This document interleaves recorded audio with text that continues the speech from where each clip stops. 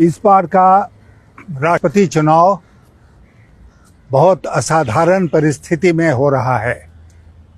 हमारे देश के सामने विभिन्न क्षेत्रों में नाना प्रकार की समस्याएं हैं, लेकिन सबसे बड़ी जो समस्या है वो है संविधान की रक्षा की।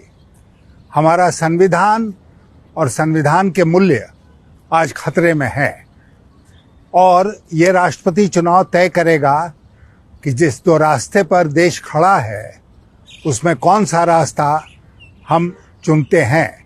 तो एक तरह से राष्ट्रपति का चुनाव देश के भविष्य के चुनाव के साथ जुड़ गया है और इसीलिए मैं जितने इस चुनाव में वोटर्स हैं, एमपीज़ हैं, एमएलएज़ हैं, उनसे मैं अपील करता हूं कि संविधान की व्यवस्था के अनुसार वो अपने विवेक का इस्तेमाल करें और अगर वो वोट मुझे देते हैं, मुझे विजयी बनाते हैं, तो मैं उनसे वादा करता हूं कि मैं संविधान की रक्षा के लिए जो भी आवश्यक कदम होगा वो अवश्य उठाऊंगा।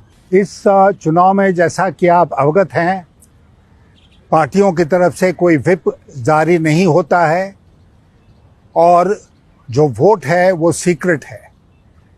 इस व्यवस्था करने के पीछे जो संविधान के निर्माताओं का उद्देश्य था वो यह था कि जितने भी एमपीज़ और एमएलएज़ हैं इस देश में, वो इस चुनाव में अपने विवेक का इस्तेमाल करें और जो उचित समझते हैं वही कदम उठाएं। मैं जोर दे के कहना चाहता हूं कि आज देश के भविष्य की लड़ाई हमारे सामने है। आज संविधान की रक्षा की लड़ाई हमारे सामने है।